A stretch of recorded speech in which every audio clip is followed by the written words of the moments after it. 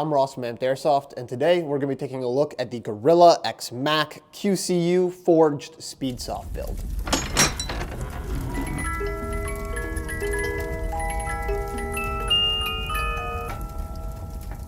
Now, MAC is an Italian manufacturer that does these really nice, clean-cut CNC and carbon fiber builds. I have a couple here in front of me. I have a black and red variant with the red carbon fiber upper. I have a black and gold with the gold carbon fiber upper. And then I have a black and red splatter with this kind of speckle stardust on there. And then this guy right here is an anodized two-tone splatter body. And if you stick around till the end of this video, you can learn how to win this guy and take it home yourself, because we are giving this away fully built with all of the goodies inside. Now, these guys are really cool, but they are also very proprietary.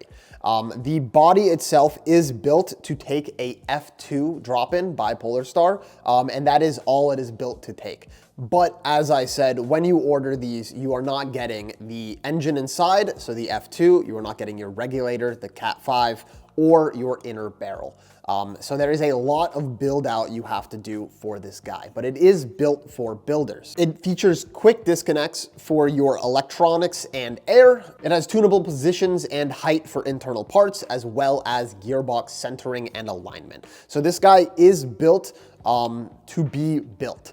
It allows for a lot of customization in how you want your gun to perform, and a lot of tweaks for if there's any sort of nozzle alignment issues or anything like that. So getting these things built and shooting straight isn't much of a problem.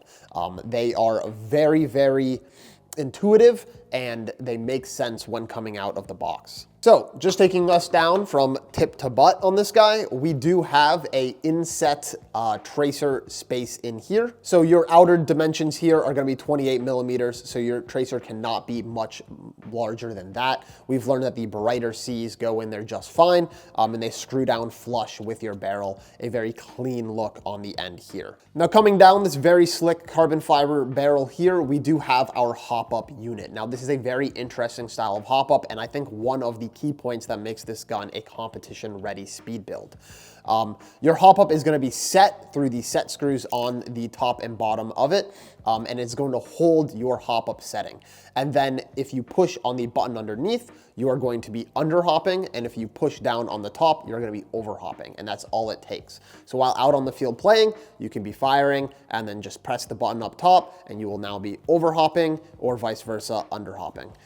And that really helps get those BBs around corners, bunkers, barrels, things of that nature, because this is meant to be used on a competition speed style field. It is not meant to be taken outdoors or any long distances, really. It has a very short barrel. That being said, it can perform at those distances and at that environment. It is not designed for it, but it can do it nonetheless. But this hop-up system is just, I think, a really unique way of handling the quick adjustment, especially in a competition match where you want to fire around a corner really quickly or just get a little bit of extra hop on your BBs. I think it is a really cool design. But that does mean you have to use their proprietary hop-up, which is in here. And as I said, it does not come with the inner barrel. Their hop-up has had no problems, in my opinion, so far. But if you were looking to have this thing perform at any longer distances, you're going to have a bit of a hard time. Not that that is something I would recommend. Now, if we look up into the magwell here, you will have a nozzle sleeve that is meant to mitigate that mid-cap syndrome. It kind of relieves some of the pressure from EPMs up against that. And so we have not seen any mid-cap syndrome issues from this guy. If you run your EPM ones fully stacked, you shouldn't have any problem switching them in and out. Getting your first shot off is very important when reloading in a competition. So being able to know that that is not going to be an issue is always great. All right, so you have your selector switch on the left side and your mag release on the right side. This is not an ambidextrous gun. This gun is built for a right-handed shooter. And then coming down a little further, we do have our regulator grip here. So this is where your regulator is going to sit, and then your tank is going to screw onto the back here, and it's going to be an air stock paintball style system. These grips are called MSG, the Multi-Reg Speedsoft Grip.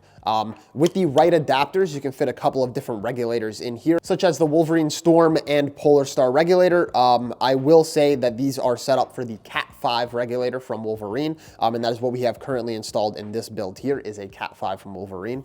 But with the right adapter, you can put a couple different regulators in these. Using the power of magnets, we have this little back tab back here, which just kind of pops out. And this is where your battery, FCU, all those fun things will go in. So you'll put all that in there, and then you can just magnet this back on, and you are good to go. So a really easy system to access all that. It keeps it out of the way and in the grip, right above your regulator here.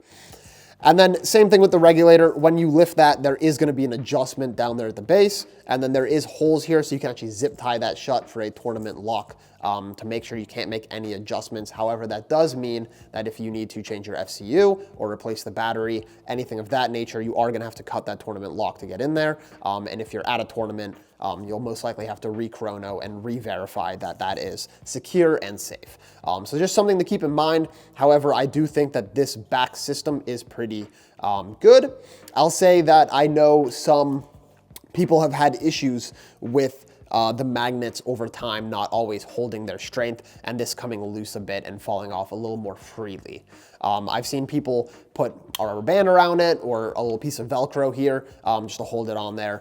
Not a big deal, but it is something to be aware of. And then going back up here, we have this nice little end cap, which is marked with the MAC logo. And then you're gonna have your post in the front and your two in the back for your fiber optics, which do come separately in the box. And you can cut them down to your length and fit them in there. And that helps a lot with kind of that quick pull look down your irons. Which leads me to probably the obvious fact that there is no Picatinny anywhere on this system, so there's not really a lot of space for customization. There's nowhere you can put a flashlight, nowhere you can put a sight. This is really meant for your tracer, and then everything else is internal. I think honestly, for what it's for, it's a great build, it's a great setup.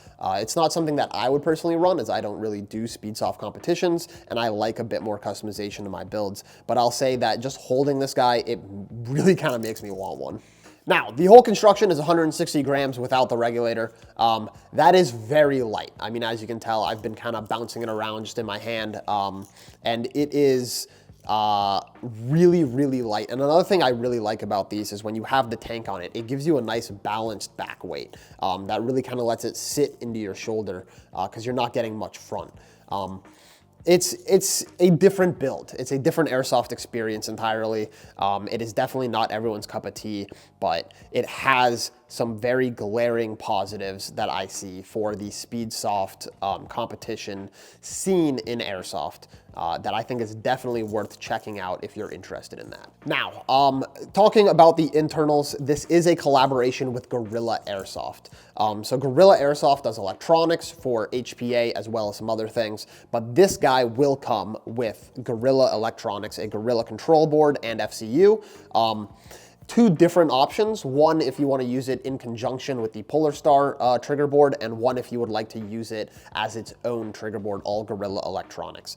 Both are totally valid options. I'll say that the Guerrilla electronics are Bluetooth, so you can sync them to your phone and then make adjustments like that, where you would not have to remove your back cap or break that tournament lock, which I think is a major benefit. But depending on how you're tuning your build and how you want it to perform, you might want to keep that Polar Star trigger board in there, at which point you would just have to do manual adjustments. So something to keep in mind, but the Guerrilla electronics do come with this guy. So all you need to complete this build is the F2 itself, the Cat 5, and then an inner barrel, as well as any other little trinkets and charms you want to add to it. But overall, the body itself, the construction is definitely a premium piece of equipment, especially for competition playing. The final thing I'll say is that obviously the FPS is adjustable. It is an HPA rifle, so the regulator can be adjusted and you can tune your FPS up or down.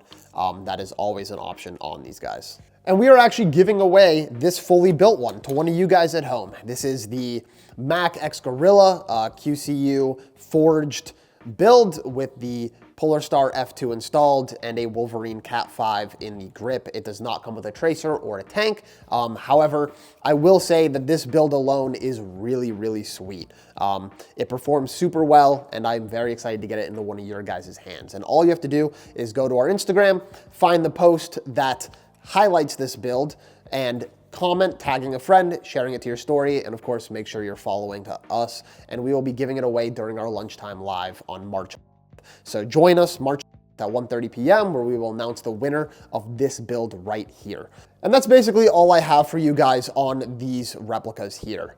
There is a lot more I could say about the actual installation process, and that's something that if you're interested in, you can leave a comment down below and we might cover that in a future video. This is more so just an overview of the parts and components you can expect and kind of a bit of how they work and why I think that they are as prevalent as they are in the competition scene. So definitely make sure you check out MAC and Gorilla. Make sure you check out Polar Star, Wolverine, all the awesome brands that have kind of come together to make these things what they are. And as always, let me know what you think about this style of airsoft gun. Is this something that you enjoy? Is this something you would run? Is this something that you would pick up for yourself? Let me know in the comments below. Thanks for watching. I'll catch you guys in the next one.